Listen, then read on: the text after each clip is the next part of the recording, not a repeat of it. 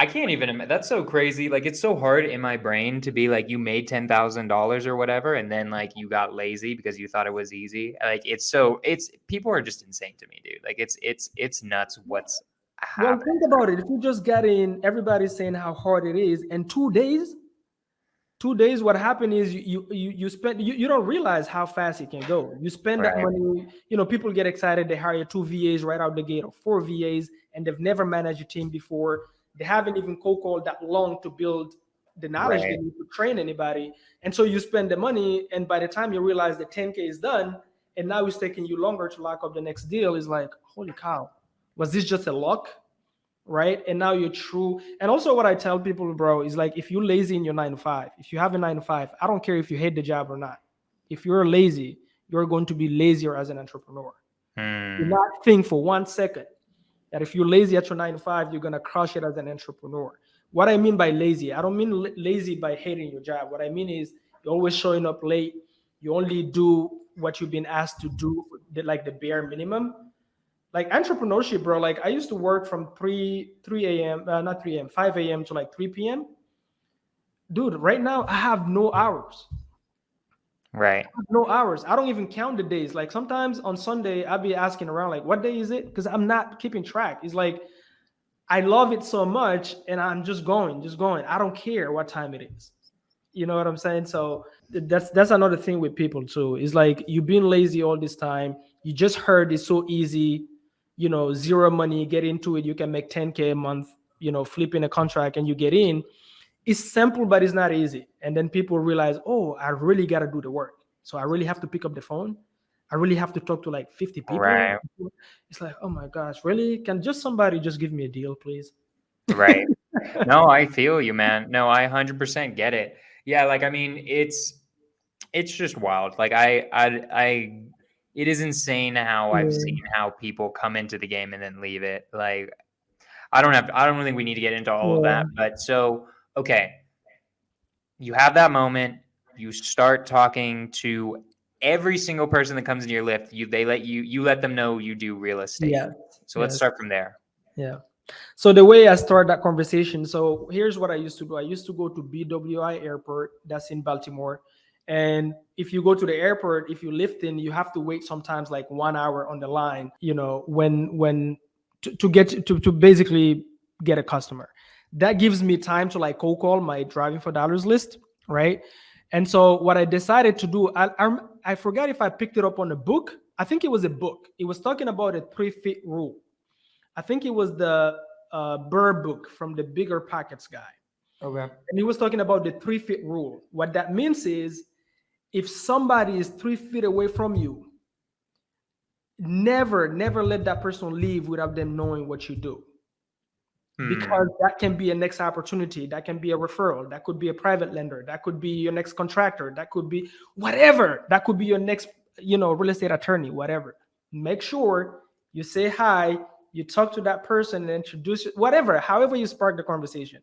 So I decided I'm going to apply the 3 feet rule in my car because I'm always lifting, I'm always driving somebody. And so when people get in a lift, especially most people that just finished their 9 to 5, they're like exhausted. Most people hit their 9 to 5s, so it's easy to spark a conversation. Just the way that they just get in your car and they sit and they just go, like they're dead, right? All right. And so I decided I will always start by asking all about them first, never about me. So it's like, hey, Hmm. how was your day? How was your job? Oh, what do you do? Talk about their job, maybe whatever it is. And I decided before they leave the car, they will know what I'm doing and they will ask me my name again before they leave, right? Then I will know we had a great conversation. So I started playing with that game. So every time you get in my car, I will find an excuse to spark a conversation. Always worked. And then before they get off the car, is always like, what's your name again? Mamadou. Great. It was really nice talking to you today. It doesn't matter if I got a referral or not. But one of those that I picked up in BWI, bro, I dropped him off really not far from the airport. We started talking. We started talking. He liked, after his story, he liked my story. So when we arrived at his destination, we literally stayed in the car and kept talking a little bit. And then I was showing him. So at the time, what helped me is every time I would walk a property, I will always take videos and pictures, right? And so if you're my car, I'm telling you I'm in real estate and I'm doing lift So I'm doing it full time. I'm doing real estate full time. I can explain and show you actual videos and stuff, right? That's I used to like literally show them on the phone. And so I explained to the guy, and I was like, when I was done, he was like, "Oh, super interesting, super interesting. I always wanted to do it, but never get the time." Blah, blah. I was like, "Okay." I was like, "Do you know anybody in this area that is looking to sell maybe a vacant property?" He was like, "Yes. Drive straight 2 street away, turn on your right. As soon as you turn on your right, there's a vacant property on the left. That property has been vacant for 2 years. 2 years. We don't know who. The guy left 2 years ago." I was like, "Done. Thank you so much." I forgot to ask the guy his number, because I used to tell them that if we get a deal, which I learned I think from a Max Maxwell podcast, that if you get a deal, you pay them a referral. So I forgot to get his info to do that. And so I saw the property, pull up my 6-day trial, 7-day trial. I skip trace the seller right there on the spot, bro. I didn't wait to go home, put on my favorite short, nothing. Right there, I pulled up, skip trace the seller, couldn't get hold of him. I tried every number you can think of. So what I did is this: I went on truepeoplesearch.com and I started looking for family members that have the same last name. You know how it gives you like potential family members? Okay. I started calling those people. Bam, bam, bam. And I ended up landing on his daughter. And what happened is this guy was a general contractor before, and then he fell and he hurt his back. So he was at the hospital for 2 years, and he, left the property. Obviously he's behind. Back then I didn't know what a pre-foreclosure is. So it was like a pre-foreclosure apparently, right? And so he was behind. He left the property. He cut off his number because the bank is harassing him. And now he lives with his daughter. And every time you call, he don't want to pick up the phone. He tells his daughter, no, don't give it to me. It's the bank, right? And so I call and I speak with the daughter and stuff. When then she was explaining all this, dude, I don't know what she's talking about. I just know there's something here. She's saying, my dad don't like to talk to people because of the bank, but if you can do anything with it, go ahead. The property is yours, but you have to deal with the bank. He doesn't want to talk to the bank. I was like, listen, he will never have to deal with the bank. We'll deal with the bank. I just need to talk to him 5 minutes just to understand what's going on. Then he gave me all this story. I'm not going to go through it. A very long story. Basically, just, bankruptcy, cannot afford the payments, left the property. For him, he left the property. He thought the bank took it, which is not how it works. As you know, there is a process, especially in states like Maryland. It takes a really long time to foreclose on somebody. And so when we finished the call, bro, I went on Facebook and started looking for help. Guys, I have something who can help me. I don't know what to do. I am lost, but this is a deal. And somebody from Baltimore, his name is Brandon, he reached out, and we were able to, lock it up under contract. Ended up being a short sale. So we did what is called an LLC assignment. That was a $68,000 assignment. Woo-wee! And that was your first one? That was my first contract that went through. Yeah, that was. Dude, what a story. That's pretty sick, bro. I mean, you split that 68K, so you got 34K? Yeah, we split it actually in 3. Who was the third?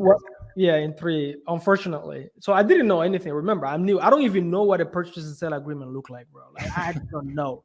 So I called this guy, and to be honest, I'm not mad at him, but he wasn't very honest about him being new. So he also went and reached out to a lady that is scamming people in Baltimore selling short sale mentorship. And so she locked him on a contract saying that she gets 50% of the deal and whatnot. And so it was 3 ways. I found it out last minute when it was time to close. There was nothing I can do. So I was like, you know what, whatever. It's just the proof of concept is money. Get it. It is what it is. Yeah, I get it. So you got a bucket load of money. What next? So here's the thing though. Before that deal, bro, like before I got the check on that deal, I actually that's the week that I joined Sub 2. Right. So it's like, it's another crazy story. So I actually tell me that story. I want to hear. Wait, let's back up then. I want to hear the story of you joining Sub 2 because you hadn't gotten the deal yet, and then you joined Sub 2. Sub 2 is like it's like a couple $1,00000. So more than that. What? Talk about that a little bit, bro. I paid with my last Lyft pennies. I picked up somebody. I forgot. I think I picked him up from Baltimore City. Then I dropped him off somewhere. I don't know where it is. And at the time, I had a conversation with Brent Daniels people, TTP. Okay. and I wanted to join. Like 3 months later, I was still procrastinating to join them. I'm like, this is too expensive, right? I don't want to spend all this money right now. And then that day, I think 3 days before the day I joined Sub 2, I discovered Pace on Steve Trank's podcast. Accidentally, I just landed on this dude, and he was, Okay. dude, when he was done talking, I was like, holy moly. I was like, this is it. This is it. I was like, all these sellers I was talking to, I couldn't help them. Cash wasn't an option. It wasn't working out. And everybody I call in Baltimore is telling me, stay away from those. Those are too complicated. This is the solution. I was like, yes, right? I got so excited, bro. And I started following Pace. And then I think a day later or something, he had like a 16-hour Facebook Live for free where he was like, When was taking this? When meetings. did you join? Bro, this I joined on in 2020. Okay, nice. Yeah, OG 2020, stuff. bro. I love it. Yeah, he was doing this live, and on that live, he was literally breaking it down, giving people scripts on how to talk to sellers and whatnot. And guess what?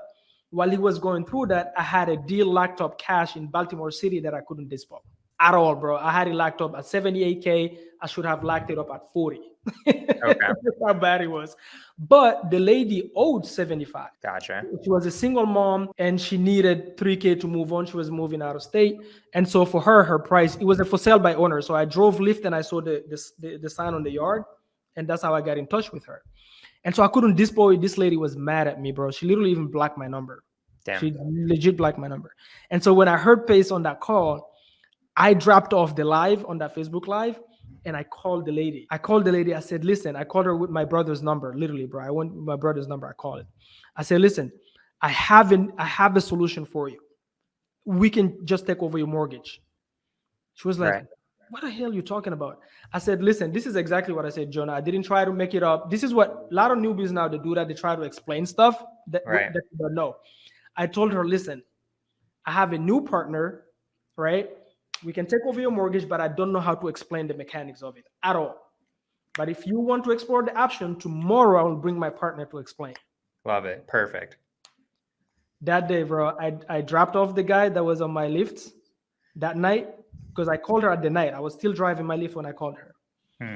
I dropped him off next to Target. He got off my car, hopped on the phone with a guy from Sub 2, basically. I said, I want to join. Pull out my card, bro, like my last pennies. I remember when I paid for Sub 2, I had $72 left. Oh, damn. $72 because I'm like, I got to get this deal. Like, I have to make this deal happen. I don't know how to do it. I don't know the paperwork. I'm reaching out on Messenger. Nobody's responding to me, right? On that people that I saw on that live Facebook. And here's what I did, bro. I paid and I prayed in my car. Because when you pay, they'll send you the code tomorrow, like your logins and stuff. I was like, please God, tell me this is not a scam. Please tell me this is not a scam. And I never told my brothers that I actually spent that money on the mentorship. Never. Ooh. Until I got I had the check in my hand. Okay. And so the next day, I got my logins. Jumped in Sub 2, bro. I was like, guys, I need somebody right now. I have a lady ready to go Sub 2. Like, right, I need help right now. And at the time, a guy named Reese, he hopped on the phone with me. We talked to the seller, bro, and done deal. Made 19,000 on that deal. So I got my first Sub 2 2 days into the mentorship, basically. Hell yeah, bro. We assigned that, made $19,000. So I got the Sub 2 check first, and then 3 days later, I got the other assignment for the short sale. So you got a double. You got like a double whammy. So you Bro, got like, damn, invested. that's sick as hell. That's I got all the money, and that's where Jonah, I went, you know what? This is what was holding me. Right. I never invested. I was so afraid to invest in myself, and here I invested in myself, and God just paid me back a whole freaking year. Yeah. Investment, bro. That was so. I went like I was in my car. I started crying, and I sent the picture of the checks to my older brother. He was like, "Holy cow, this is real." It's like, yes, I told you guys. I told you.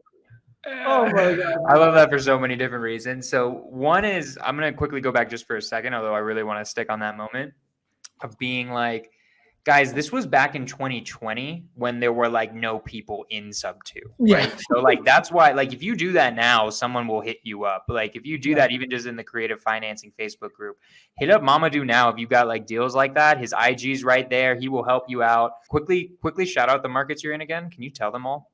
Yes. So guys, I am in Atlanta. I am in Texas. I am in Florida. I am in the Carolinas. and also in Maryland. You should 100%. I feel like the line you just dropped, I have a way of taking over your mortgage. I have no idea how to explain it. Let me get my partner on the line, is the only line anyone needs to make Yes, so much goddamn money. They don't need to know 100%. any other line. They just need to get somebody else on the phone. Yes, 100%. That's what I was That's the saying. line that'll make you so much money as a new person. That's what I Like, was that's saying. There's insane. so many newbies that DM me, bro. They're like, Mamadou, how do I explain something to the seller? I'm stuck. I'm like, you don't explain it because you don't know how to explain it. Right. Tell them I will get my business partner on the phone. They will explain the mechanics. I don't know nothing about it, but I know we can help you out. Because sometimes your best closing line with a seller is to actually be honest with the seller. It's almost always the best closing line. Just I be feel honest. That lady, bro, when we closed that deal, she legit told me that, hey, Mamadou, so she's a very Christian believer, right? And she, even on the weekend, you cannot talk to her because she have I forgot what type of church she's from. Right. So, but she like literally don't talk to people. I forgot what type of denomination she's from. When we closed the deal, she was like, Mamadou, the day you walked in my property to walk the property, do the walkthrough, the day before, I prayed to God and said, whoever get an appointment with me, no, and she prayed to God to bring her help to get out of this property. So because she just went through a divorce, she got, I think it was 3 kids. She's a single mom, home teacher, right? Cannot make ends meet, right? So this mortgage was like the world for her on her shoulders, and she's trying to move out of state. And so she made a prayer that God sent her somebody to help her on this property, right? And the property needed a lot of work. So the agents, every listing agent was telling her, hey, you got to fix it up before we can list it. Obviously, you already know cash buyers are lowballing the heck out of her, right? Which cannot even cover her mortgage. She's like, hell no, I cannot sell you 40, I owe 78. And they don't know how to solve that problem. When we solved it, she told me, Mamadou, the day you walked in, I actually, like literally that was my answer, because I have never gave somebody an appointment to come and walk the property. And for the prayer that I did the day before, you were the answer to that prayer. Damn. That's when I understood that this is bigger than real estate. It has nothing to do with real estate. We're actually just problem solvers.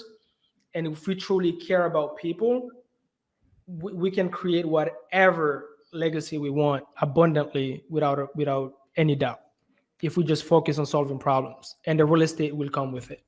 I love that so much for so many different reasons. Like, like it's so sick that you got 2 deals in the same, like same at bat basically. And then B, like it's so true in the sense that like always the people who win, I've noticed, like I'm not particularly religious, but I consider myself spiritual. Like I believe the universe provides things. I haven't met a real estate investor who doesn't at least believe somewhat in the universe, like a successful one, because I feel like those beliefs like precipitate your forward drive of like what you need, right? Like, because you said you prayed the night before, didn't you? Or like yeah, I pray. I am too. Yeah, I am a Muslim, a believer. So yes, I pray. Yeah. Right. Anyways, I just love all of that story, dude. Just real quick for me, because I know this feeling. Try to describe that feeling when those both hit the bank. How? Bro, here's what I did. I was lost for words so I went inside. I didn't want them to wire me. I went to pick up the checks because I wanted to see it. I wanted to smell it. And when I was in the elevator, like I could feel that I'm about to cry. So I rushed to my car, sat in my car, and I thought about my daughter. And I made a video for her saying, baby, I wasn't wasting my time.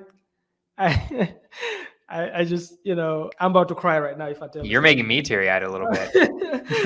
I still have the video. I said, listen, I didn't waste my time, baby. I just made it. Here's the check. I proved the concept. Yes. And we're just going to keep moving forward. And this is what I'm going to do for the rest of my life, not because of the money, but because of the impact. What that lady told me at closing, bro, it was like, I don't know. I don't know. I got you, bro. It was a mixed, Yeah, no, I got you, bro. I mean, like, I remember my experience with my first spec too. Like, I had a similar experience in the sense of I had like a similar situation with like a lady, and like I really helped her out of like getting out of the house that she was in, because she, like, her story was crazy. Like, she had like a granddaughter who was being molested, and she needed money now to like be able to get her out of there. But like, people don't understand that like those are the types of situations we're helping, right? And that's why like this business is so like soul purifying in a way, if that makes sense. Like I don't even know Yeah. someone else would like understand that Yeah. in a lot of ways. Yeah. But yeah, man. I mean that brings like a lot of like that you got me a little bit teary eyed there too. Because I don't have kids, so like to imagine you like going like being to your daughter having that video. I mean that video. How often do you watch that video? I'm curious. I watched it yesterday. I believe it. Because I'll be honest with you, I've been clowned by folks in my community a lot. Went through a divorce. It's a lot of stuff. Family kind of like hammering. Just when people think you're on shit and literally tell it to you to your face, and you just now you found that one thing that now people are coming to you. Now you're the expert in that field. I don't know. I can't describe the feeling. But for me, it was not about the real estate at that point. At that point, I understood that I am truly, truly passionate about helping people. I am passionate about all this time I would run to my brother, like teaching. I love that. And I'm like, listen, this is bigger than real estate. This has nothing to do with real estate. Real estate is the bridge to get me to my actual true passions that's helping people, impacting others positively, changing my family's course. Like my brother right now, one of my older brothers, he's my integrator. You know what I'm saying? We're taking down Airbnbs together, doing all this fun stuff because he comes from a data background. My other brother is kind of our bookkeeper because that's his in finances, that's his stuff. It was just a beautiful thing. It's like now, and also, dude, I cannot wait. I cannot wait to teach my daughter this stuff. I Right. can't wait. I'm telling you, you know. I love it so much. It's cool. It's dope that you brought your family into it. Like not just like you made it where your brothers were a part of it too Yeah. now. Like where they became like your Yeah. business partners, they like helping you out with the business, which like Yeah. I bet is pretty fun too. Like It's I don't super know. fun. It's Yeah. super fun. I mean, my older brother has been my hero forever since our mom passed away.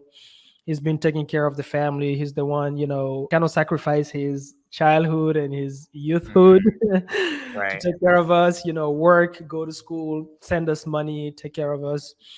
And so he's always been my hero. So to prove to him that, that, hey, I'm making something of my life, but also something that is going to actually affect everybody, in our circle, in our family and beyond, right? Because my brother literally, he told me one day, he said, especially after I joined Sub 2, bro, he noticed I changed as a person. Forget about the entrepreneur. He noticed I changed as a person. And so the person I'm becoming, that's what How so? How do you think you changed? like, I used to like, bro, just party a lot, always partying, chasing the girls, hanging out with the wrong crews, again, jumping from one thing to another, so they notice that I'm more home, I'm focused, I'm more spiritual, I'm reading, I'm teaching them stuff. This guy is going crazy, especially when I just up to is like my brother heard Pace so much that he thought like Pace is my side chick or my wife or something. It's like, every time we start eating, you Pace. Right. Yeah, so. He's changing lives out here, man. Like, I mean, I won't lie. Like, I had a similar experience with Jamil and Pace because I'm a student of both of them, right? And like, I had my mindset one with Jamil, and I had several with Pace too. But like, those guys are like, just it is insane. They're making me realize eventually I'm gonna want to start a community, but not for the money, but just for like, holy Just for Jesus, look at how yeah. many people they've changed. Yes. And like you and me have changed lives within Yeah. their communities, right? Like I've seen you doing all sorts of stuff. I know you're helping people out. I know I'm helping people out. Like I think the best feeling I've ever gotten, other than maybe the first time I got my first wholesale deal, was when people text me and are like, dude, because of the stuff you taught me and told me, I got $30,000. Like that shit is wild. That never gets old. You cannot describe the feeling. Up to today, when I get those DMs, even when I post like a sample post, somebody says, "Man, you just helped me. I was dealing with." It's like the is incredible, or just hearing your story was super inspiring. That's why it's so important to have these YouTube channels. Post on social media. Somebody need to hear your story. You never know who you inspire, right? And so when I joined Sub 2, bro, that's where my momentum really started. Right. Because I realized this is not about real estate. This is about who you become through your journey. This is about how many lives you can impact. This is how. So yesterday I got a not weird, but I got a private message on Messenger. The guy saying, "Hey, I just joined sub two, or I'm listening to Pace, and this guy keep mention your name, mention your name. Is like, I want to know what's the hype." So I'm like, it's not the hype. Is that I joined this. I thought it was a mentorship. Then I joined. Then I realized after the first Zoom that this is actually a community. Right. And I realized that actually the mission is this guy is building leaders so we can go out in the real world and build other leaders in real life. Right. Dude, that was it for me. So when I joined, it was like I learned, I go back and help somebody. I learn, I go back and help somebody. And that's how Pace kept mentioning my name, because I took from the community and I gave back too, and still giving back and still taking and still giving back. And also helping others that are not even part of the community, right? Because that's what a leader does, right? So for me, it's a no-brainer to go out of the box and create a community, because that's what Pace wants us to do. Build your brand, create communities, change lives, give others, uplift others, right? That's what it's about. So that's the thing that got me excited. It's like I'm truly passionate about this stuff. I love it, man. Like I so 100% agree. So just real quick, because I want to like, usually I only go an hour, but I'm going to give you an extra like 10, 15 because you're just Let's freaking go, crushing guys. me right now. But join sub two, feeling great, had that happen. What happened then? Like what was the rest of your journey? Like I know like did you have any other mindset barriers you had to deal with, or like what Yeah. tell me a little bit more about your evolution and what happened after those 2 deals. So when I joined, the most important thing that I had to do is to, by listening to Pace, I realized I have to sit down and know who I am and why did I get into this business in the first place. And so I realized, listen, dude, like wholesaling was cute. You just proved the concept. You just did 2 deals. I think I wholesaled 3 deals at first, but you just quit your 9 to 5. I'm sick and tired of driving Lyft, not because of Lyft, but I just like, I'm tired, bro. I'm tired of driving until 2 a.m. and sometimes, especially in the weekend, people that don't even put deodorants in your car, bro. You cannot even breathe. Right. You know, it's like I'm sick of it. So I decided, you know what? Actually, the reason I got in here is cash flow. I want cash flow. Like I am a buy and hold investor. I was listening to a podcast, and I remember it was, the guy's name is Brian. I forget what his last name is, but he's a huge investor in Houston. And he was speaking about his journey, how he used to make 6 figures at his job and he was wholesaling aside, right? And he decided, you know what? I want to replace my 6-figure income with passive income first before I quit and get into real estate full time. Right. He said, because I don't want to have the anxiety of having to chase that next wholesale deal to feed my family, because it is a hustle. And so that was his business model. So this guy never quit, even though he was making 6 figures in wholesale on the side. Right. But he said, until I make that through passively, I'm not. And that story, I related to that story. That clicked to me in my head. I was like, yes, that's me. That's me right there. Because I keep hearing over and over people that has been wholesaling for years, and their number one regret is they never kept anything for cash flow. Right. They're just wholesaling. I got I've you. heard so many of them talk about it. So I decided I'm a buy and hold investor. So after 3 wholesales, I decided whatever it takes, I'm going to find a way to hold properties. That was my next, journey. Level So up. now I had to figure out how to do that because I haven't made enough money yet to do so. And so my first buy and hold, I got a deal, brand new house, VA loan. Guy just bought it, don't have to do nothing. I decided this one I'm keeping it. So I ended up learning what is, doing wraps, right? Right. And so my first cash flow deal was a wrap that I did in the state of Maryland, brand Love new it. house, VA loan, got paid up front and getting net cash flow without any landlord headaches. Boom. So I got hooked. So I'm primarily cash flow, and then wholesale. I still wholesale because you got to feed the machine, right? You got to pay the marketing and whatnot. But I am always more excited seeing a 1,500 cash flow than seeing a 50K assignment fee. Makes sense. No, I get it, man. I mean, like, yeah, like I'm evolving there to a point. The hard thing with agents is it's really hard to get buy and hold deals in like creative ways. But Yes. I've got like I've been marketing myself out as like, look, like I can close deals because people don't know this. I actually am really good at direct to seller too. Like Oh, I nice. did direct to seller before agents, and I have Okay. closed like a few wholesale deals from direct to seller. So I've been helping out people. I own a few rentals, but 100% also need to get on it because I've mainly been a wholesaler so far, my man. All right, cool. Well, I love it, bro. Just I didn't really get in too much to the like. So guys, actually, I did 100% did.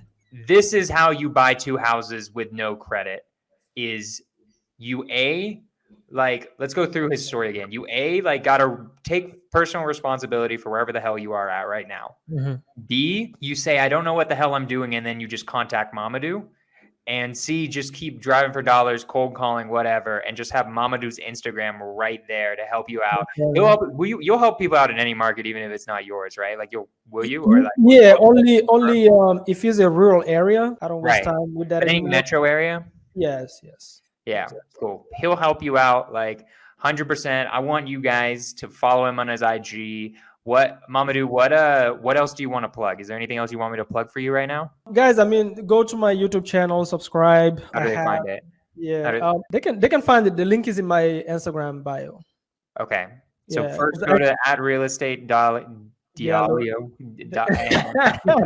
Say your last name, bro. Diallo. Diallo. Yeah.